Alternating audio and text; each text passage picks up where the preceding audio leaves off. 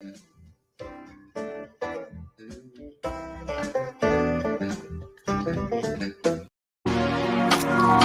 it do, beautiful people, my melanated kings and queens.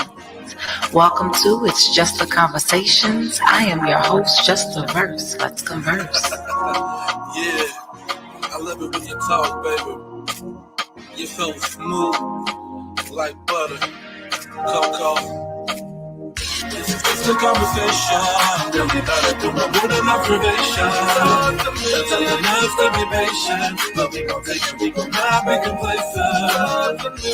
We can run a race fast. That's why the history and all our innovation. Just having conversation.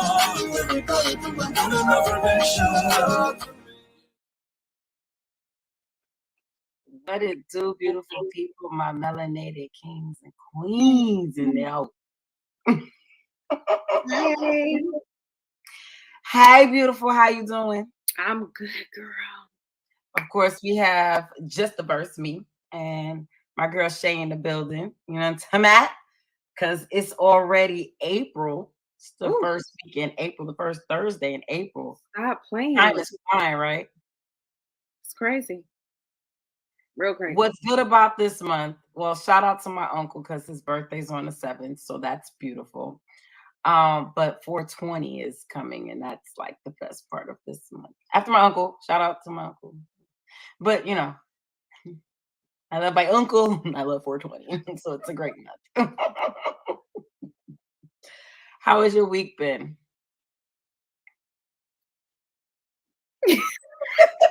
Stop. Listen, I'm tired. I'm pushing through, but you know, school, work, baby.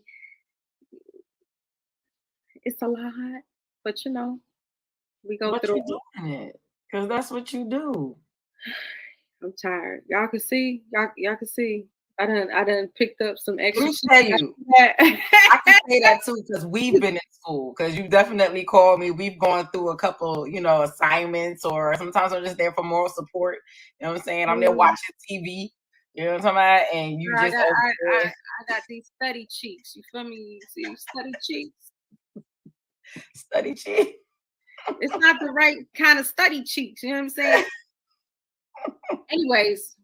But we making it do what it do. Making it do what it do. You know, the last month has been challenging, but this show actually keeps me going. Last month was amazing.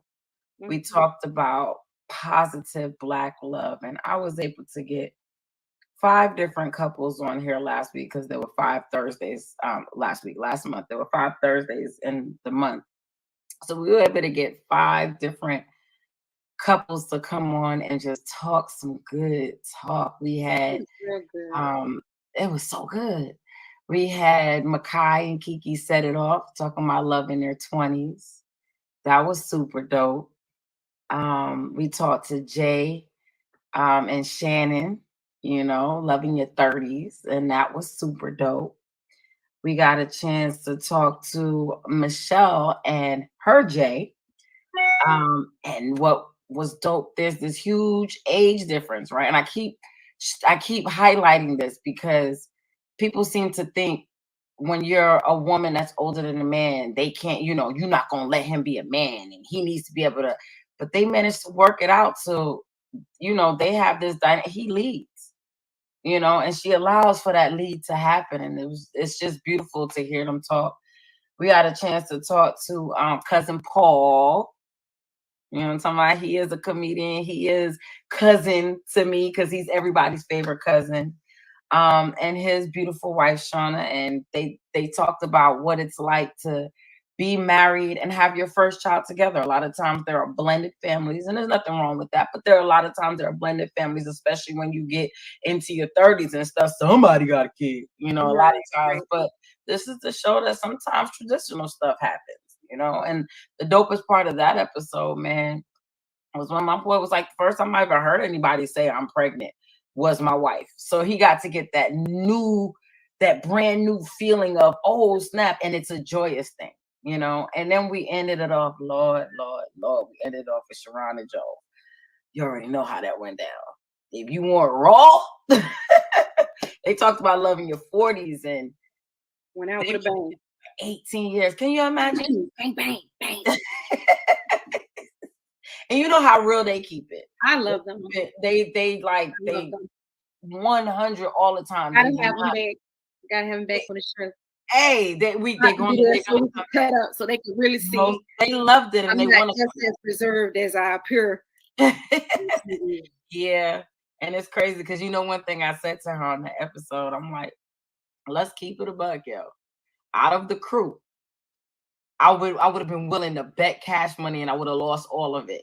That Sharon would be the one to end up settled down in a relationship for 18 years, married 13. Out of all of us, what are you like? Come on. But you know what? It's beautiful because she's a prime example of, you can't just look at people and just know where their road is gonna be. Right. Because Sharon was a free spirit, and people think that I only mean sex. I'm not talking about just sex. I'm talking about Sharon did what she wanted, when she wanted, how she wanted, and dared you to question her about it. She didn't care who you were, you get the business. And she's still very much like that. But when people looked at us, she's the wild child. Sharon ain't never gonna. She got a big ass family and stuff. It's crazy. You know what I'm saying? Got a house there, and she's doing her thing, and she's going through rough times, and she found a man that just like, this man love her down to her dirty draws, child. That man love Joe, love him some Sharon. What? He don't play them games about that one there. So it's beautiful. And with all of that, for me, it brought like hope, not just for me, but like, again, you see this week today, and I'm not dissing anybody and I ain't talking about nobody, but at the end of the day, there's a young lady who threw her 2-year-old birthday party with the Krishan Rock theme to it. Now, you can do what you want to do. It's your child. It's whatever. But my point is, for her in this current state, because anybody who knows me know I love that little girl. I just wish I could just take her and just hug her and be like, girl. But right now, she's not looked at in the greatest light. Even if you understand where she's coming from, even if you know where the anger comes from, whatever the case may be, at the end of the day, it's not a good example. Her in the state that we've seen her is not a good example. And you have mothers that are like basically saying, look, you know what I'm saying? And to be able to see that there's another road. I can't judge anyone's road because I don't know exactly the ins and outs. But based on what we see, it's good to see there's another road. So this last month was beautiful to show another road. I just saw a meme that said when the cops get called, that's when the relationship really starts, or something to that effect. And it's like, this is the reason why I had to have that last month. And again, like I say for this show, yeah, we have a few people who watch, and a lot of people from overseas that are watching, all that type of stuff, and that's cool. But at some point, this show is going to be blessed, and it's going to get out there. And when they replay this, I need y'all to replay that we've been trying to speak positivity from get go. Okay, please notice. We're trying to show this love from the jump, And again, that's no diss to any of these people out here, because I don't know your life, and I know the story that you tell, but I don't know your story, because even if you tell me 100% truth, I wasn't the one feeling it. So I pass no judgment on anyone. I have my opinions about who I would consider good influences, but that's based on me and how I was raised. So, get it how you live, but I'm showing there's options out there. We're showing that there's options out there. With that being said, let's get to this month. This month is a 4-part series, and we are talking about why some people leave church, why they don't want to go back to church. And we have a special guest on the 4th week, as we have been. But we're going to set this off with Shey. Now, Shey, you and I grew up in the church. We grew up specifically in the Seventh-day Adventist church. I went to church with my nana on Sundays as well, sometimes. But the majority of my upbringing was in the Seventh-day Adventist church. Full disclosure, throughout my life, I have gone to different churches, different denominations, non-denominational, which has now turned into a denomination, but I digress. And what I'm talking about for most of this is going to be universal. There's some specific things that may happen in some churches that don't happen in others, but most of this is universal. So don't think that I'm just talking about the SDA church. You know what I'm saying? All y'all can get it. So, and I don't want this to be an angry thing. This is just keeping it a buck. So we grew up in a church together. We did Pathfinders and everything. I was on the drill team. I was on the drum corps. You know what we are the Pathfinders drum. All servants of God are we. Faithful as we march along in truth and purity. Do not do this. We're not gonna do this. All right, sorry, my bad. sorry. Flashback. It's okay. The Pathfinder motto is to no. Let me stop. I was about to be like, I'd be lip singing. I mean, I'm just lipping it the whole way through until we got to the end. And I'm not playing with you today. I'm not playing with you. And let me tell you, before I even get into it, I'm gonna say straight up from the beginning, I would not trade my childhood for the world in terms of growing up with the people that I grew up with, the experiences that we had, the things that we did. Those things were wonderful. Where my problem comes in is as I got older and I started to experience things, and my mother wasn't the buffer for me anymore, because now I'm going into my adulthood, I got to see a lot of things that I just did not rock with. And for me, it was the things we talk about, the rumors. You tell somebody something, next thing you know, it's a sermon. Mess around and get pregnant. You get this fellowship. And that one particularly gets me because this, I don't know about how other churches look at it, but I know in the Seventh-day Adventist church, right? They believe that you need to be Seventh-day Adventist in order to make it to heaven. That's the belief, right? I don't know if they've changed that belief in recent years, but growing up, that's what I always learned, right? So when you get this fellowship, you are not kicked out of the church. So basically what y'all saying is, because I messed up, y'all condemn me to hell. Because if I died before I got rebaptized, it's a wrap for me. But who give you the authority to disfellowship me? The conference. But who is the conference? And then people, okay, hold on. I said, hold on. Wait a second. But even still, like, who are you to disfellowship me? Let's talk about it. Okay, we can start there because I got 4 weeks of this to go, and I got a list. You gonna kick me out of the body? Like, I had a list. So, are you head honcho of this thing or what? And that's the part that gets me, because I'll go ahead and give you the analogy that I used before in private conversation. If I'm in a relationship and the man that I'm with is emotionally just whooping my ass, just emotionally got me all messed up. He's just constantly like, no matter how much I cook, I clean, I do everything I'm supposed to do. I'm giving up the goodies good. I'm free. Hey, we all good up in this piece. But he's just constantly abusing me. If he say jump, I say, yo, when would you like me to come down, king? And he's still emotionally abusing me. And I said, okay, that's a bad look. So I go to a next relationship. And I'm in the relationship, and daggone it, it's the same type of situation. No matter what I'm doing, I'm constantly being beat up emotionally. I'm not going to put the physical in. I'm just going to say emotionally. You as a friend to me, are you going to tell me to stay or are you going to tell me to go? Are you asking me this question for real? Yes, I'm asking you this question. I'm not going to tell you to stay anywhere you're being abused. Ever. Are you going to tell me to give up on love? No, that's dumb. That's dumb, right? Yeah. Because I'm not in a relationship with these guys, does that mean that I no longer believe in love, period? No. Okay.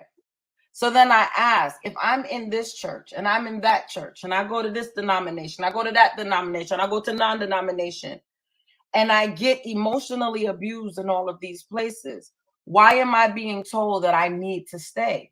And then if I decide to leave, I'm told that I gave up on God.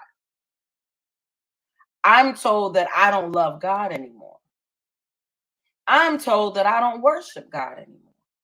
I'm being prayed. Oh, they're praying for me. And at times, I'm not sure which one of the spellings it is. Okay? Because you praying for me or you praying on me and my weaknesses right now. But yet and still, I'm told that I'm all types of, please don't tell me you're an atheist. Please. And I'm like, what are you talking about right now? For real? I don't like y'all. God, let me tell you something. I am a firm believer, right? And when people be like, God told me, and the reason why is because there's many times when God's sitting up there like the Mimi. What I got to do it now? How did I get into this? How my name get it? What did I do? Like, Or the other one with Portia. Who said that?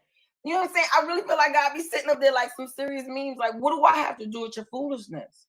So because of this, and full disclosure, I was extremely depressed. And I have an issue with depression already, but I was triggered a lot to the point of being suicidal dealing with church people. But when I walk away and I find peace, it must be because this is the mind of this whole thing. I find peace now.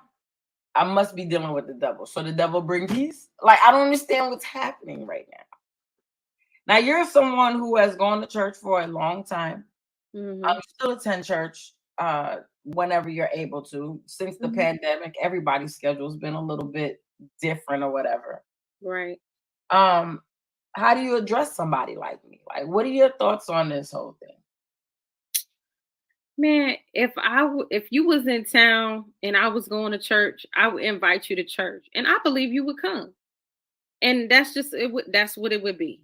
We would go to church and then we would come back home. Like, what is the problem? What if I said no? What if I said I'm not feeling it?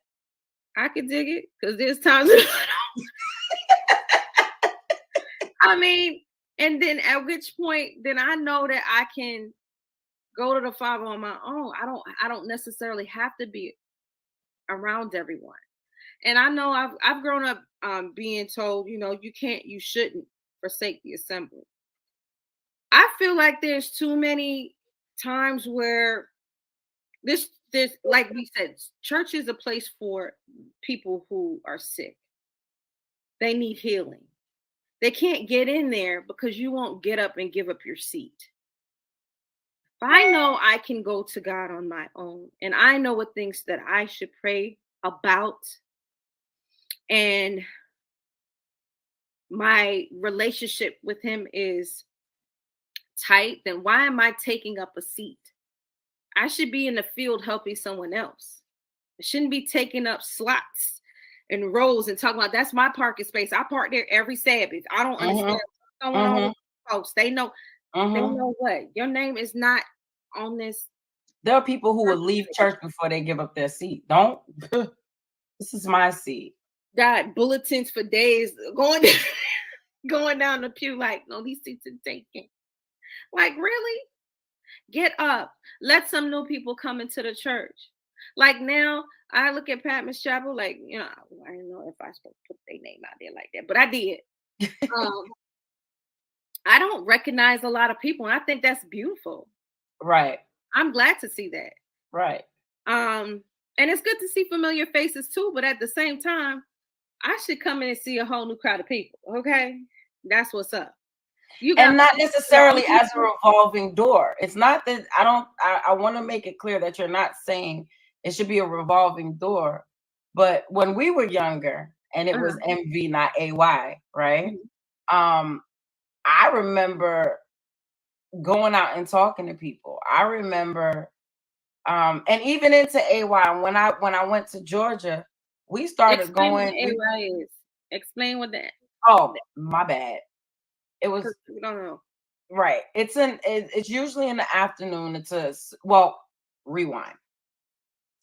So Seventh-day Adventists believe, much like the Jewish religion, that Sabbath is from sunset Friday to sunset Saturday. So during that time, they really don't want you occupying yourself with secular thoughts, with secular things. So we're not listening to the new whatever album that just came out. We're not going to the basketball game, football game. We're not doing any of them types of things on the Sabbath. So we have a full day. We have Sabbath school, which is much like Sunday school. We have divine worship. And then in the afternoon, there's another program that's geared for the youth. Advent Youth Society, AYS, right? And we usually take that time right before the sunset to, it could be anything. It might be a concert, might be a play, might be a discussion, might be a presentation on why all of these albums is part of the Illuminati and you gotta not listen to them and because they're going to hell and you're not. It might be you shouldn't eat any of this pork because if you eat it, you're going to hell. It could be anything. It could be anything. Honestly, it'd be mad fun because we'd be having soul service and we'd be singing the kids song. With Jesus in the vessel, we can smile at the storm. Stop playing with me. That's my jam. Shout out to Jonathan on time out because we sing that sailing, hey, sailing. But that was my joy, y'all. That was my joy. You had a whole moment just now. I don't know what happened. My joy, yo. He used to kill that. When that sailing came in, Jonathan used to be like, sailing, hey, sailing.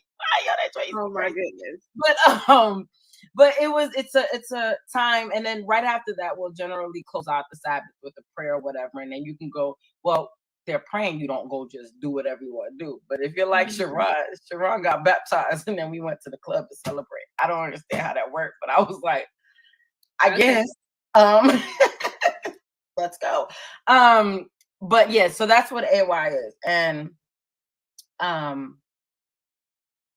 back in the day, a lot of times we would do much like the Jehovah's Witness, where you knock on doors and stuff. We would do that sometimes.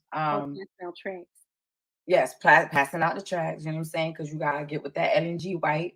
The only Seventh-day Advent, the only prophet that Seventh-day Adventists recognize. And I'm not throwing no shade, but it's just facts.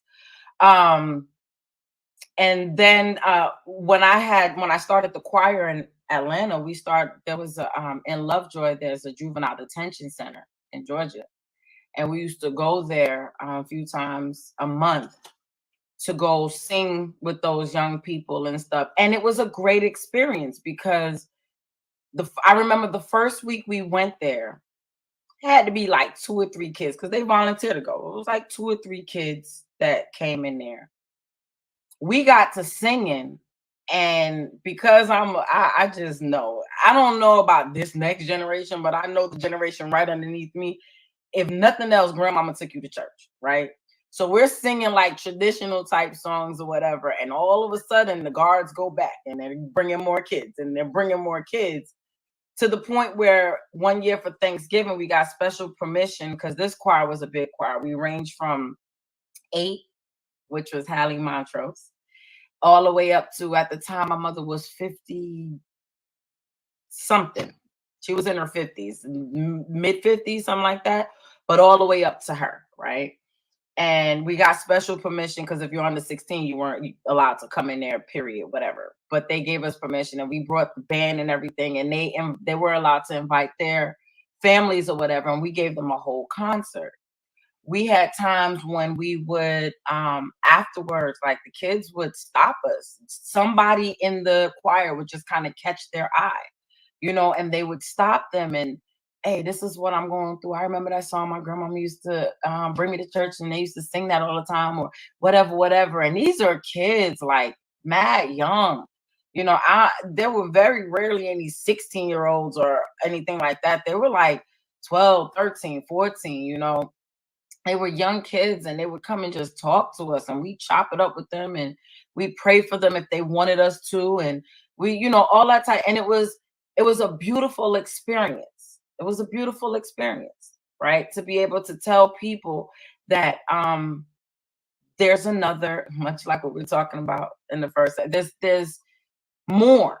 There's more out there. There's different paths that you can take. It's not just this, you know what I'm saying? So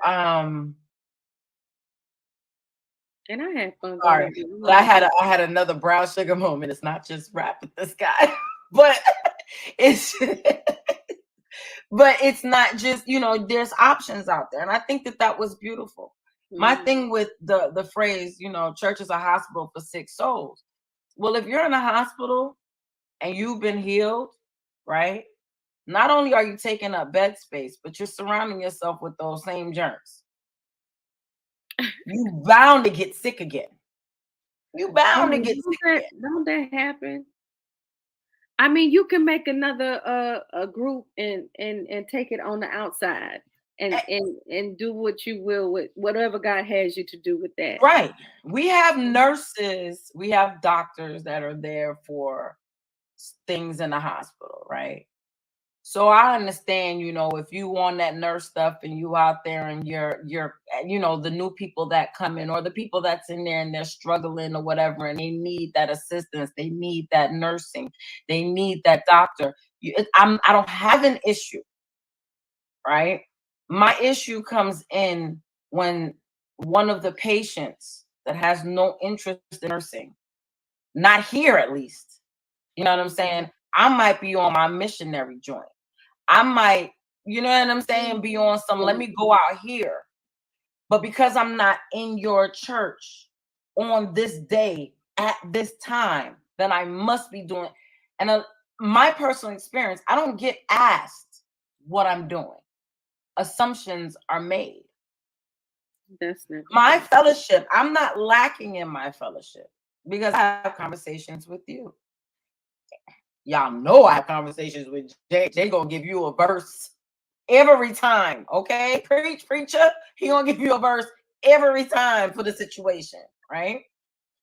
There's times when I talk to K. Jane, and Lord knows she get in the mood. Sometimes she wake up in the morning and something just in her, and she gonna praise all day long, whether you like it or not. Okay, it don't matter what. One thing about AJ, she can sing all that freaky stuff if you want her to. When that spirit hit her, she in it all day, and her Bible just open. She stayed. Now that she's moved back here to Arizona, she's in her own spot. But when she would come out to visit before she moved back, there's times I go to work, Bible open. I come back two routes later. I come back. Shorty's still in the Bible. You know what I'm saying? And she'll get to talking about stuff. Sometimes I include whatever, but sometimes I let her talk. And for me, that's that fellowship. Talk to my mom. For me, that's that fellowship.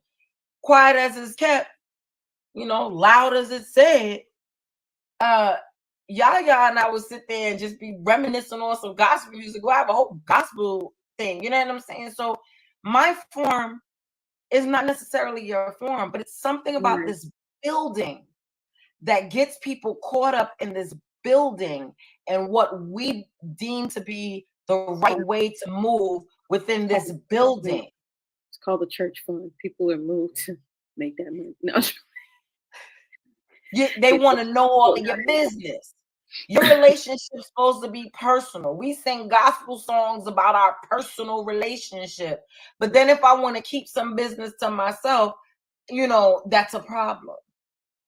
They will see something and again not ask questions. You just make your assumptions and then you just ride with your assumptions. Next thing you know, that's why I don't let any and everybody pray for me. I don't know your intentions. I don't know your relationship. I don't know your spirit. I don't know your energy. As it should be. As it should be. Everybody can't and shouldn't pray for you. I'm sorry. I just watched this thing on TikTok today. You know that one dude, I cannot think of his name right now, but he always in the car eating a piece of chicken. One little chicken wing. Social media, I promise you. I love him so much because he always talks about real stuff. But he was like, I went to this church. I just watched it. He was like, I went to this church, and the pastor came over. He said, that's why I don't go to everybody's church. I go to my own church. I went there, and you're gonna tell me to stand up. You start prophesying over me, talking about there's something wrong. There's something missing in your life, and it must be, your parents, one of your parents. And he's like, nah, my parents together, and they happy. We good over here. Well, it's not your parents, but it's your body. It's an illness. Nah, I'm healthy, bro. You came here to join this church. Nope, didn't do that. You just lied to me twice. You know what I'm saying? So, it's like people get so caught up. I believe people get so caught up in the position they feel they already have in the kingdom. Because I've done it. They'll say that grace is what gets you in. But at the end of the day, it's what I did. I brought these many. So we had a revival, and I brought these many souls, and things like that. All of those things it doesn't sit well. Like I can go on and on about a bunch of different stuff that doesn't sit well with me. I had to have a conversation with my mom one day because we were at the botanical gardens, and I was there, Yaya was there, Free was there, and none of us go to church anymore, right? So my mom is looking at us like, why you don't love Jesus? That's her. And I had to explain to her that my biggest issue is I don't limit my creator. I don't limit my creator. And all I see in church buildings, limitations. That's all. When you decide to put me in a box and say, I have to do X, Y, and Z, and this is the roadmap. This right here, what I gave you is the roadmap, and that's it. I feel it.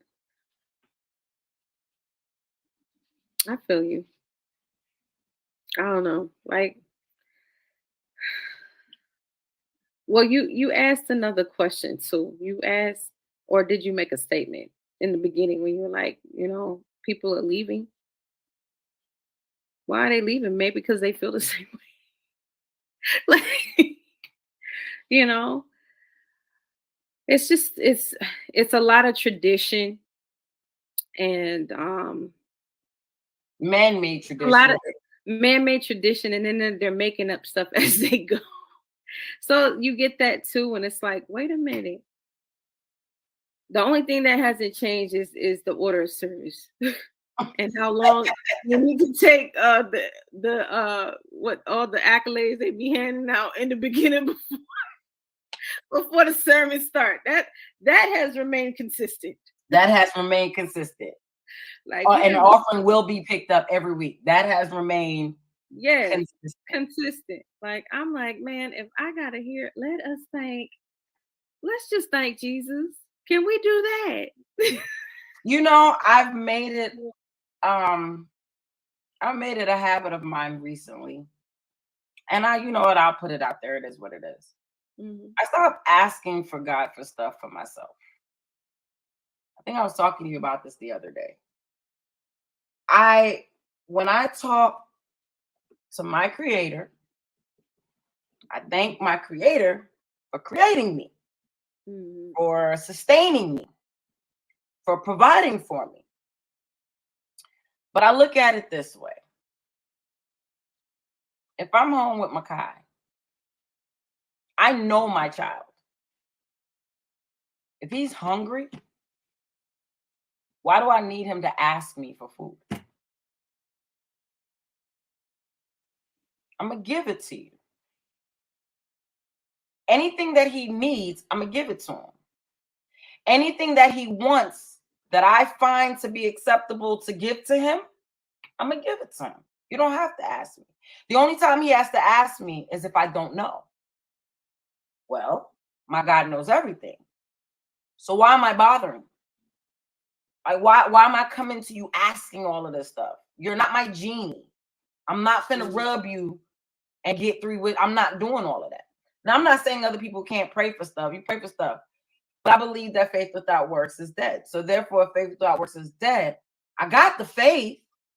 Now let me get to work. The faith is not me asking you. The faith is me believing that you already know what it is that you know the desires of my heart. Isn't this what we say? You know the desires of my heart.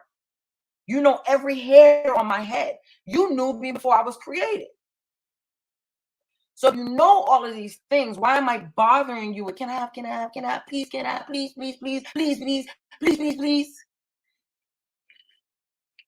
That looking so funny.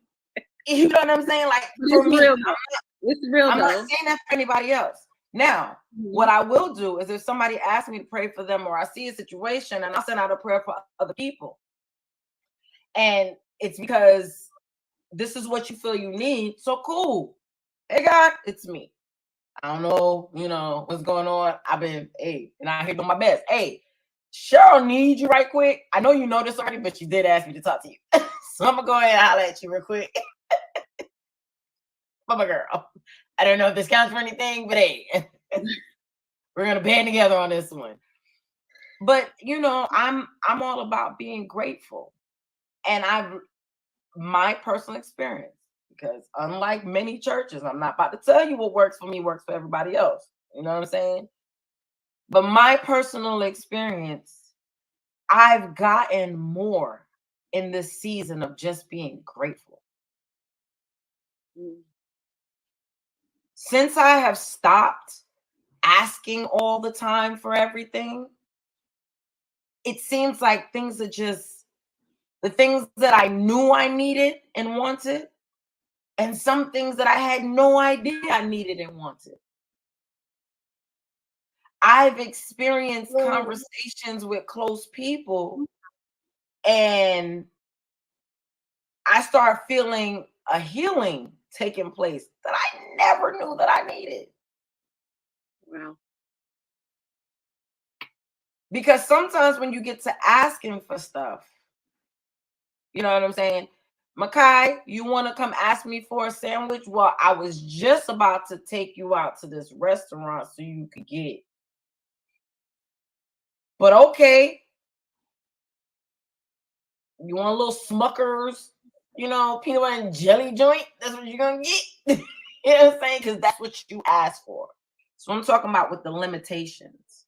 When I get to asking, I get to limiting what could have come my way had I just, faith works. Faith works. I think people may just confuse all that because they feel like, their prayers. Like, I just feel like even the prayers thing, for me, it's just communicating. It's not like a formal, our Father, which art in heaven. Like, I communicate with my Father. Like, if there's something troubling me, Lord, this thing is messing me up right now. I don't know which way to turn. Like, I just need your direction. Just show me what I'm supposed to do. I'm frustrated. I'm this, I'm that. And I just need your peace, and I'll ask him for things in that way. But I'm just talking to him. It's not for me. People call, just when we'll pray, we're gonna kneel down and pray. I mean, whatever you got to do, however you got to do it, and how you get it, that's fine. But I just talk to him plain, and then that faith, that belief that he is working it out. After I let it all hang out, I believe him. And then I do the work part.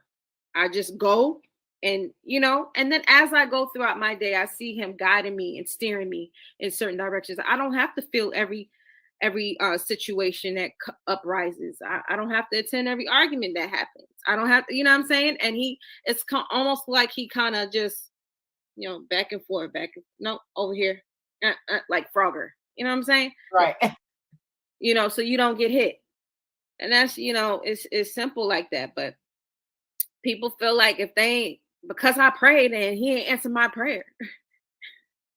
Because you want what you want. And if you don't get what you want, who was it?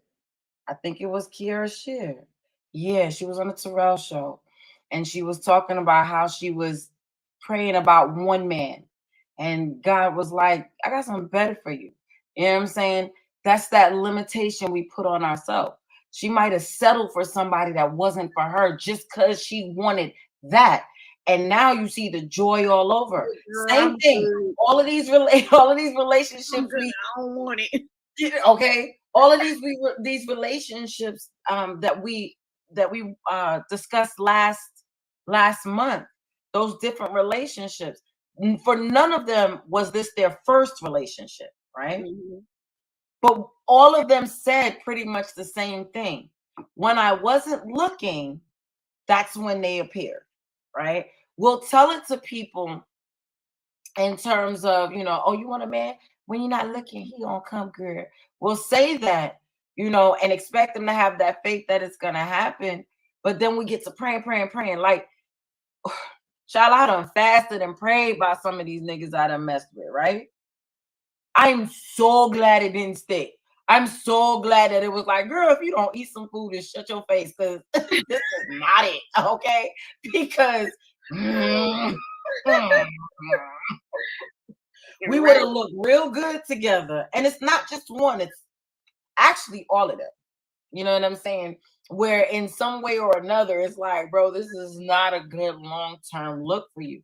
And I've literally fasted and prayed because I just knew God was telling me that this was the one. No, it was my brain, my heart, and my hot pocket. They joined forces. You know what I'm saying? But my spirit was like, girl, we got this. We got you. And the spirit on the other side, like, you see, I'm trying to, and I'm like, no, majority rules. Okay. Now my spirit over there, like, I told you, now all of them gotta hush up and come on back this way. But it's about, you know, I'm in a place of, because even things are not perfect for me. I'm still dealing with my mental health issues that I have. I'm still dealing with the things that's going on in my life now, the things that have gone on in my life that I never, you know, figured out, addressed, things like that. But in the state that I'm in right now, you know me, Shey. In the state that I'm in right now, if you were to pick me up right now and put me 5 years back, I'd be ready to, oh, why am I alive? Why am I here? God don't love me. You know what I'm saying? What are we? I'm able to deal with things. The stuff still happens, but I deal with it differently. Mm-hmm. Because I'm not going to kill myself, because tomorrow might be that breakthrough day. Tomorrow might be that day that I get my literary agent.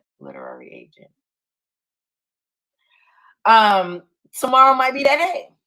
And I have a different hope now, because I haven't set the expectation and the bar. I haven't done that. What I've done is said, this is what I want. This is the desire of my heart. Now, what I need to do is talk to somebody so we can figure out what to do about this mental health thing, so I'm not in this funk, so I don't have writer's block. And then I'm going to get in front of this computer or take up my notepad or whatever, and I'm going to write some stuff. And I'm going to get it out. And if I keep getting it out and I keep doing this, something's going to come of this. Absolutely. You know, and that's my saving grace. Mm-hmm. I don't want people to watch this and think that I am saying don't go to church. What I'm saying is don't feel obligated to enter a building. Your fellowship does not have to be in that building. You are. Sounds good for a sign outside, but when you actually apply it and say, I am the church, then they be like, blasphemy. So but your relationship is personal.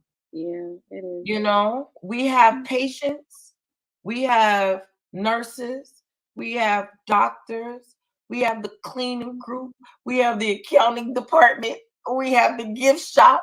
If what you're doing and where you are in life requires you to be in there, to be a part of this hospital on whatever end you're on it, by all means.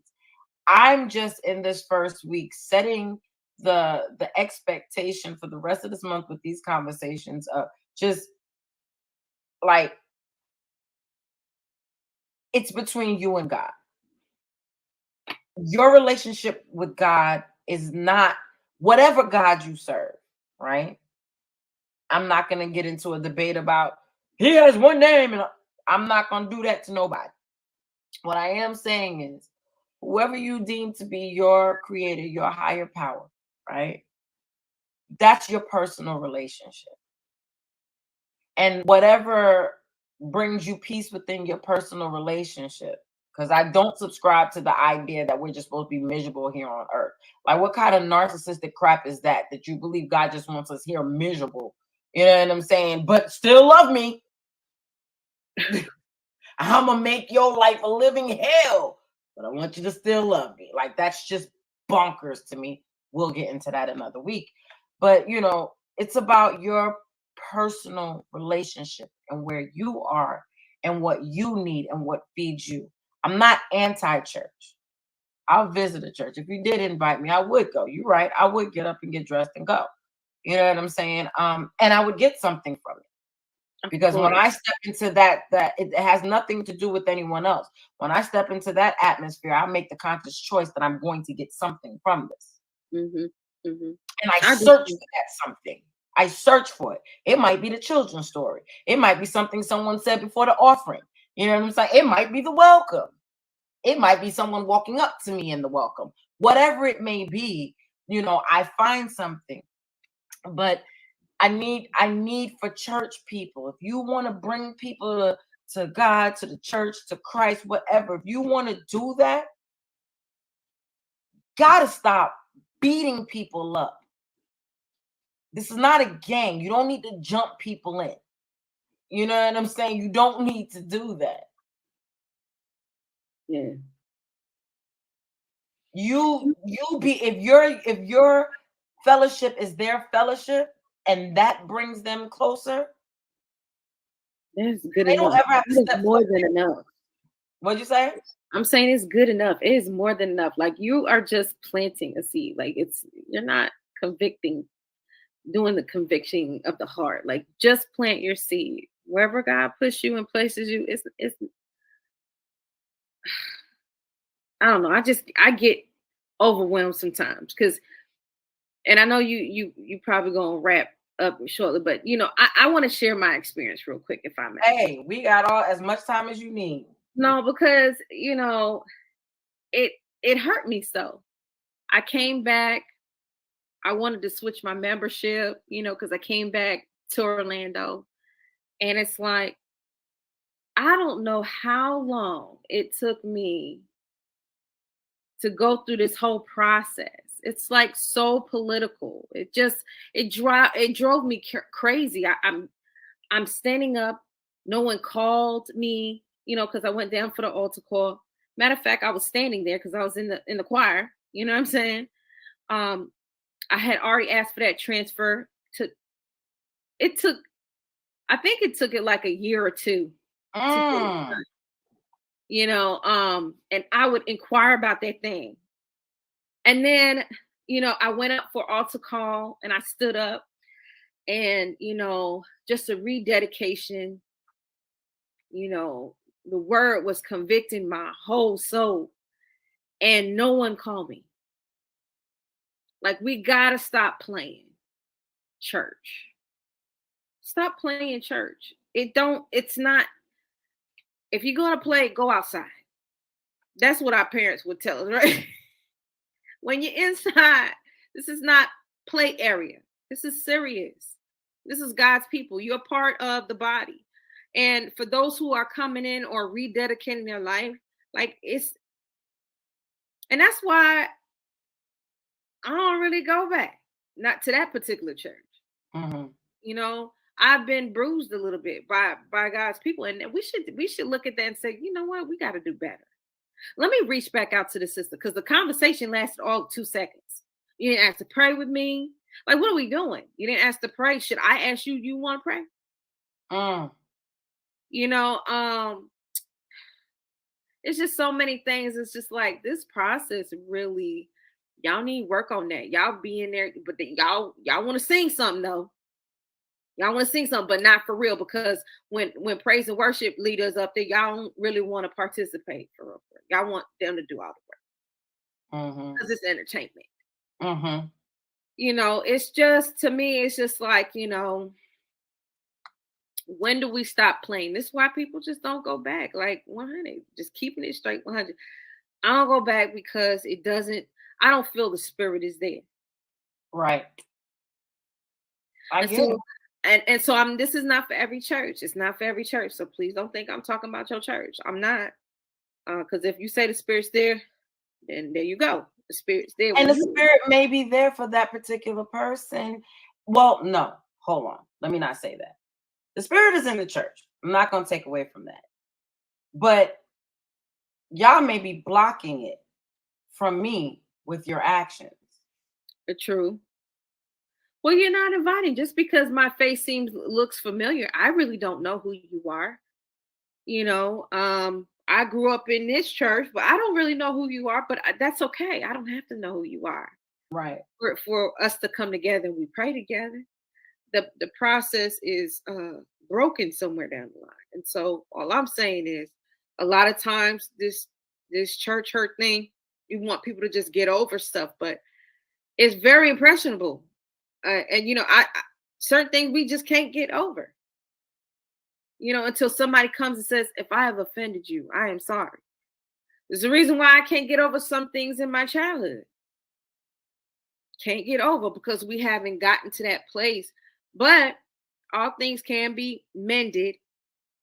You don't necessarily need the other party because God can do anything. He can do all things. And I believe that.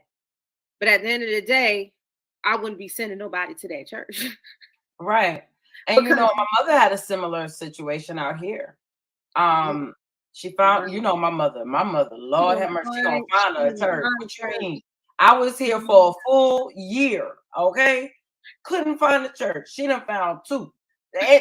And one of them was the West Indian church. Where the hell you found the West Indians out here in Arizona? But she found them. It was like her radar just went off. But not that church, but another church she was attending, because it was closer. She was trying to reach out to them to get her membership brought over to their church.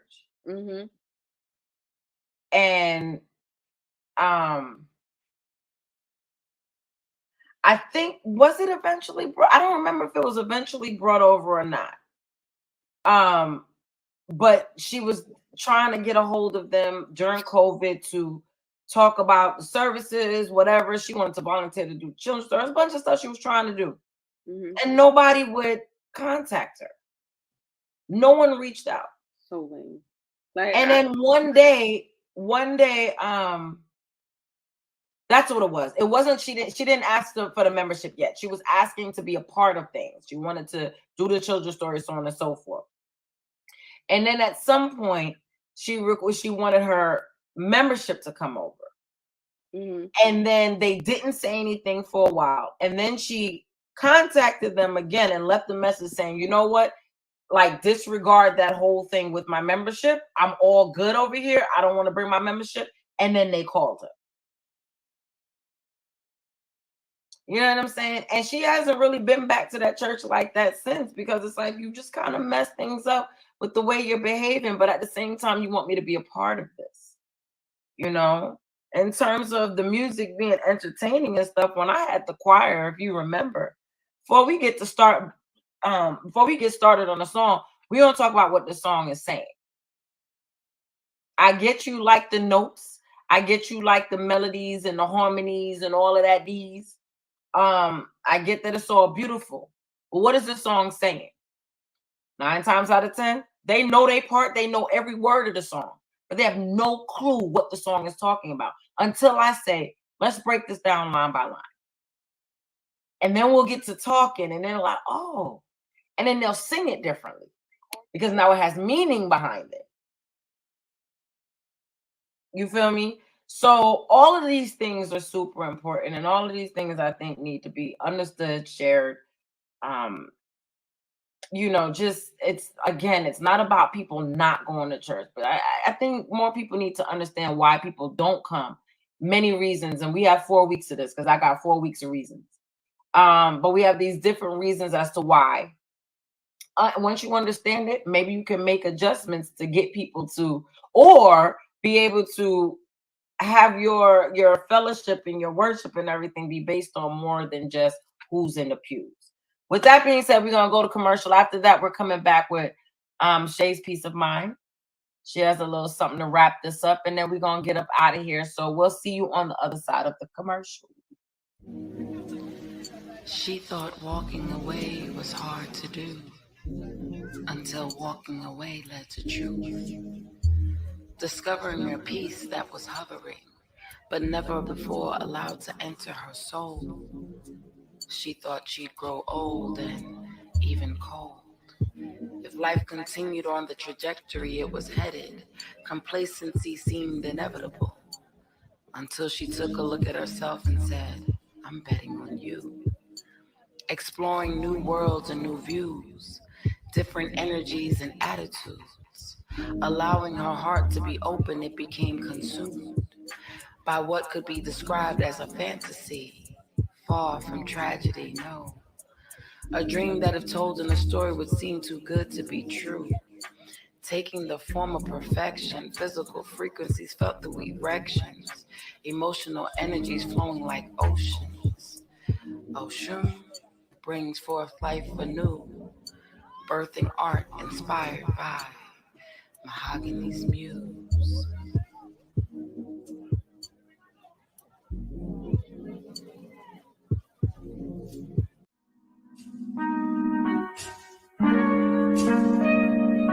"30 is only a dream away, and Jess Copeland can feel it. Her unexpected journeys are filled with unpredictable obstacles, but she finds escape in her poetry. However, each rhyme she creates reveals that her life's path is still unwritten. Rather than face the unknown in fear, Jess cherishes a sense of peace in knowing every day she's given a blank page to fill with lines of her destiny, however colorfully chaotic it may be."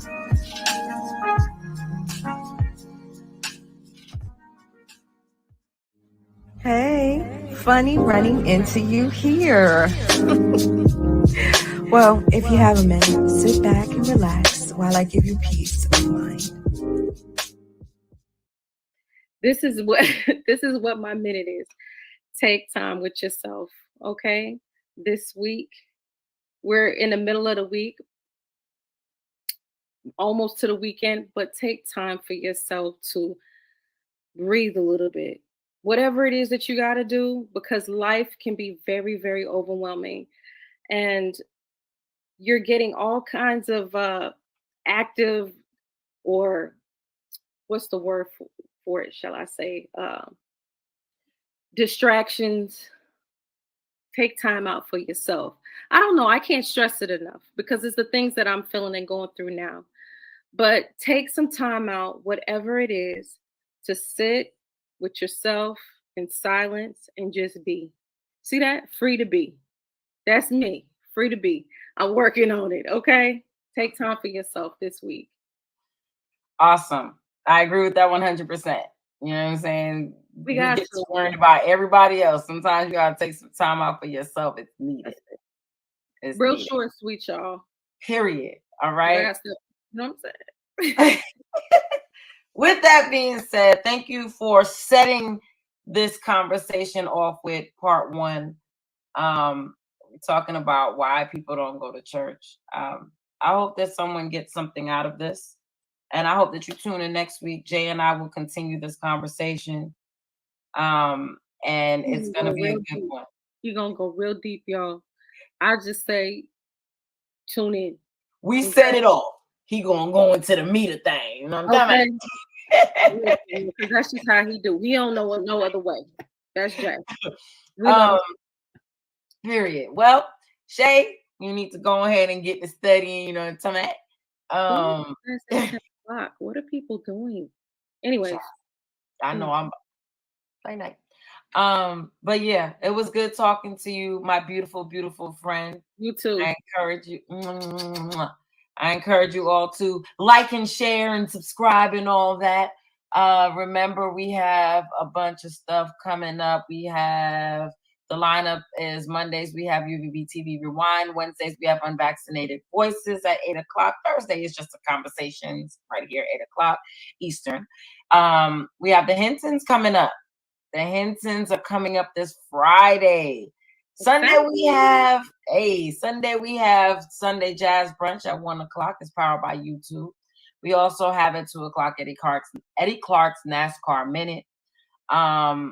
We have We'll Talk Again and NASCAR Minute Plus and UVVTV Comedy Corner, all starting in April. So please make sure you subscribe to UVVTV. Don't forget the quotes. Don't do it.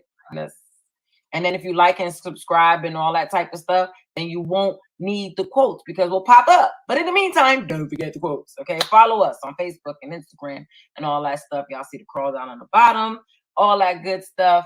I love you, boo. I will see you in a couple of weeks for Lyrics and Poetry Week, where we all about to talk about this. You know,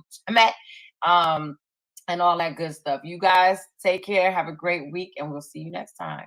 Peace. Remember, you can find It's Just a Conversations and so much more at melanatedverses.com. Also, follow me on social media platforms at Melanated Verses. This is just a conversation. Everybody don't know more than information. Tell enough to be patient, but we gon' take you deep and not be complacent. We can moderate fast, that's why we're distributing all our innovation. We're just having conversation. Everybody don't know more than information. This is just a conversation.